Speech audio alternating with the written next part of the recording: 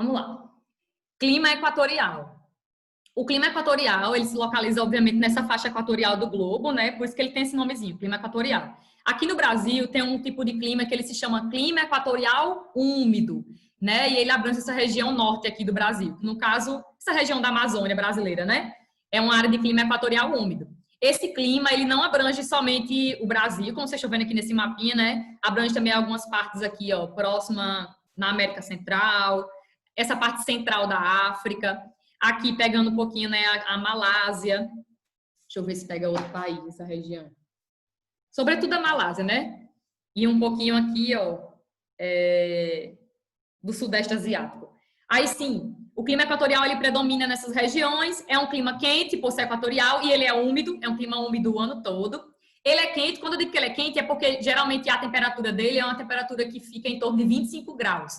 Não é um clima que tem grande amplitude térmica. Pode olhar nessa linha aqui, que ela demonstra essa variação, né? Oscilação de temperatura anual. Quando essa linhazinha de temperatura, ela não faz uma curva muito grande, pode perceber que não tem uma grande diferença de temperatura anual. Então, esse tipo de clima é um clima que tem baixa amplitude térmica anual. Então, fica em torno de 25 graus, a média do ano, sobe para 28, fica oscilando aí, não tem uma grande diferença. É um clima extremamente úmido, é quente e úmido, chove o ano todo, as chuvas são bem distribuídas. E essa região aqui, ó, essa cidadezinha, o Aipés, é aqui na região da Amazônia, certo? Norte do Brasil. Repare que chove o ano todo, todos os meses do ano. As chuvas, geralmente, elas ficam em torno de 2.000 a 2.500 milímetros por ano. Então, chove bem, é bastante. A umidade relativa do ar é sempre elevada, geralmente fica em torno de 90%, certo? A umidade é sempre elevada. Então, clima quente e úmido. Ó, pega também a Indonésia, não falei da Indonésia, falei só da Malásia, daquela região ali da Ásia, do Sudeste Asiático. Vamos para clima árido ou desértico. Árido quer dizer o quê? Que é um clima seco. Clima seco. Clima desértico é um clima seco. Esse clima, ele atinge aí uma faixa, geralmente, entre 20 graus e 40 graus de latitude, tanto para norte quanto para sul. Então, a gente encontra aí climas desérticos em praticamente todos os continentes, né? Ó, na América, na África, aqui na região, na Europa, a gente vai encontrar um clima desértico em alguns... Desértico não, perdão, semiárido, então desértico não. Mas aqui na Ásia, aqui, ó, na Austrália, a grande parte da Austrália é desértico, é clima desértico. E o maior deserto do mundo é um deserto frio, né? Que é a Antártida, o maior deserto do mundo. E o maior deserto do mundo, eu tô falando no geral. Mas quando você fala de maior deserto quente, aí aqui é o Saara, né? Na região norte do continente africano. Esse clima se caracteriza por ser... ter aí baixa amplitude térmica. Baixa amplitude térmica? Eita. Baixa ou alta? Olhe para a linha. Tá indicando o quê?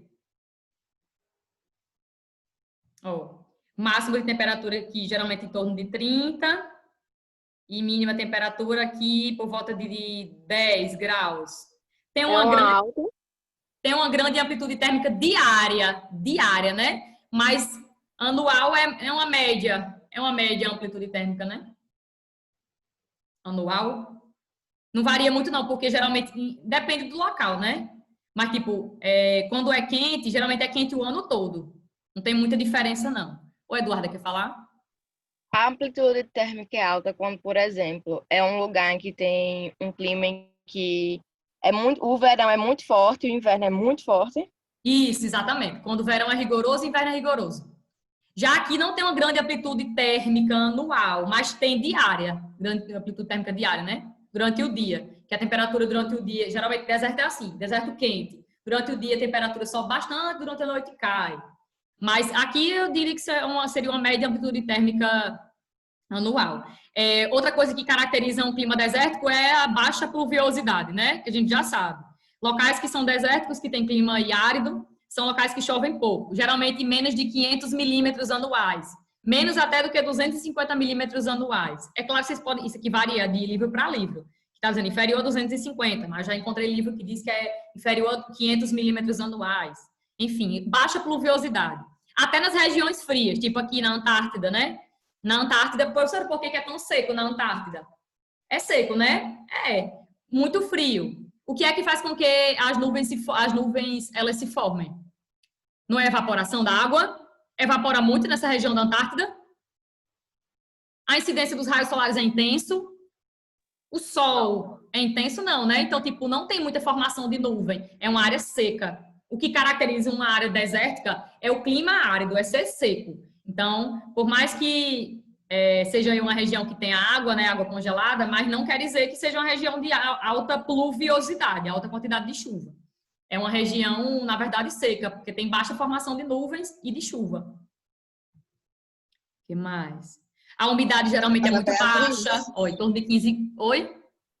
Se viesse uma questão perguntando qual era o maior deserto do mundo, contextualizasse e depois perguntasse qual era o maior deserto do mundo, botasse o Saara e botasse a parte da Antártida, que você falou, se botasse os dois, qual é que eu marcaria? Se não especificasse que era o quente. Antártida é o maior deserto do mundo. Quando você fala no geral, qual é o maior deserto do mundo? É a Antártida. Mas se perguntasse qual é o maior deserto quente é o Saara. Quando a gente fala de quente, é o Saara. Mas do mundo mesmo é a Antártida. Se a cara do Enem, imagina, só para confundir. Pode confundir isso aí. Mas, enfim, o maior deserto do mundo é a Antártida. E pouca gente fala sobre isso. É uma região muito seca, com baixa pluviosidade. Esse tipo climático, a gente encontra ele na Austrália, falei, na China. Na China tem um deserto bem conhecido, que é o deserto de Gobi. Fica na região norte da China. Deserto de Gobi. Aí, norte do México também, sul dos Estados Unidos, pega aquela região do Texas, né? Chile, que a gente vai encontrar o deserto mais seco do mundo, que é o Atacama. No Peru também, Namíbia na África, e Saara, por exemplo. Essa região aqui, né, da Namíbia, é onde a gente encontra um dos maiores desertos da África e do mundo, que é o deserto de Kalahari. Lembra? Tem uma corrente aqui fria que ela impede a formação de nuvens e deixa essa região aqui, a costa ocidental, né, da África, mais seca.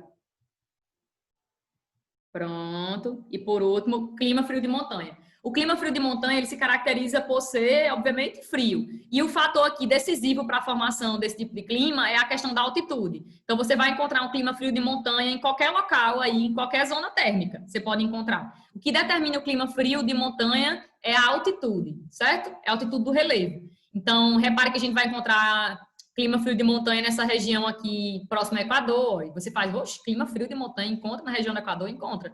Aqui a gente não tem a Cordilheira dos Andes. Da mesma forma que aqui, ó, nessa zona temperada, a gente vai encontrar as montanhas rochosas, entre Estados Unidos e Canadá, também tem o clima frio de montanha. Aí aqui, na Ásia, pegando China, Índia, Nepal, Butão, Bangladesh, pega essa região aqui da Cordilheira do Himalaia, também tem um clima frio de montanha. Aí a gente tem os Alpes também na Europa, não está aqui detalhado, mas tem os Alpes na Europa. E tem o Atlas, a cadeia do Atlas aqui no noroeste, bem aqui onde está o mousezinho, o noroeste da África. Tem uma cordilheira aqui chamada Cadeia do Atlas. Inclusive, ela é uma das que impede os ventos do oceano para essa região do Saara. Por isso que faz com que o Saara seja tão seco também. Pronto. Então, o que é que caracteriza o clima frio de montanha? É frio o ano todo. Geralmente, a gente sempre vai encontrar a presença de neve no topo, por causa que quanto mais elevado, né, menor a temperatura. Geralmente, ó, a cada 1.000 metros de altitude, a gente diminui 6 graus Celsius. Então, quanto mais elevado for o terreno, menor a temperatura. Geralmente, sempre tem a presença de neve no topo. Aí, que mais? Temperaturas baixas, já falei. Ó, geralmente, o que? Com médias anuais em torno de 0 graus Celsius, né? Porque o clima frio. E é isso. De forma geral, é isso aí. O que caracteriza o clima frio de montanha é altitude. Altitude. Então, pode encontrar em qualquer zona térmica, certo? Pode encontrar, porque é a altitude que está condicionando esse tipo de clima. E eu não vou falar disso aqui, mas eu vou dizer o que é isso aqui. Tipo assim, eu não vou aprofundar nisso aqui, mas eu vou falar o que é. Classificação climática de Köppen. A partir de agora, a gente vai ver algumas classificações climáticas. Tipo assim, pessoas, cientistas, que classificaram os climas do mundo, né? E aí, eles usam basicamente o quê? Letras para identificar que tipo de clima é aquele em tal local. Isso daqui eu não vou aprofundar. Lembra que eu tinha que escolher algumas coisas que vão cair mais no Enem? Então, isso aqui é uma das coisas que eu não vou aprofundar. porque senão a gente vai perder muito tempo. Tem muita classificação nesse livro, viu? E pronto, essa daqui de Köppen é uma das mais conhecidas do mundo, né? Ele avalia, pode observar aí, ele avalia os climas e aí ele fica... Cada clima ele escolhe letras para identificar aquele tipo de clima. Mas basicamente a gente percebe o quê? Que essa, vocês vão ver, quando vocês forem estudar realmente isso aí depois, quem for fazer geografia, porque isso aqui vocês não vão ver para Enem, não.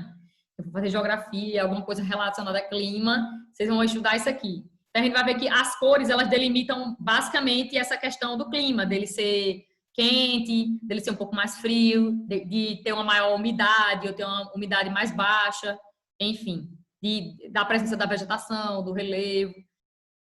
Aí tem a de Köppen, aqui são do Brasil, né? Clima do Brasil, conforme a classificação dele. Cadê? Aí tem a classificação climática de Alisov, classificação climática de Thornton White, classificação climática de Flon, e pronto. E terminou a aula de vocês aqui. Aí repare que cada um deles, foi feito em um determinado período do tempo e ele leva em consideração uma coisa específica para classificar o clima. Tipo, o Alisov é uma classificação genérica, baseada principalmente na distribuição e atuação das massas de ar. Então, ele levou em consideração para classificar os climas do mundo, as massas de ar. É claro que não é muito diferente desses macroclimas que vocês estavam vendo, não, viu? Não é muito diferente, não. Sendo que cada um, geralmente, para classificar os climas, analisou um aspecto tal, o fator tal, foi decisivo para ele definir aquele tipo de clima em tal local. Classificação climática de Thornton White, leva em sua comparação com a precipitação, ele leva em consideração a questão da evapotranspiração e a comparação com a precipitação de uma determinada área. Já o de Flon, classificação climática elaborada por esse carinha chamado Hermann Flon, se fundamenta nos movimentos da atmosfera em um lugar do estado médio de temperaturas e precipitações. Já leva em consideração as temperaturas e as precipitações. Enfim, cada um vai levar em consideração uma coisa, sendo que não vai mudar muito daquilo que vocês estavam vendo, entendeu? Sendo que cada cientista desse analisou aí o clima de uma forma diferente, escolheu cores ou escolheu símbolos para representar o clima, letras para representar os climas. Enfim, isso aqui eu não vou dar uma aprofundada, mas vocês podem, né, verificar em casa. Quem quiser se aprofundar nessa parte de clima, nessa parte nessa parte de classificação climática. Porque isso aqui não é uma das coisas que são mais cobradas, né? Pelo menos eu não lembro de nenhuma questão do Enem, hein, até hoje, sobre classificação climática. Eu espero que não caia esse ano, porque eu não vou aprofundar. E na próxima aula a gente vai falar sobre os climas do Brasil, viu? E fatores que condicionam os climas no Brasil. A gente tem 6 tipos de climas no Brasil, né? Tem um que Vitor estava falando aí, que é o litorâneo úmido, clima tropical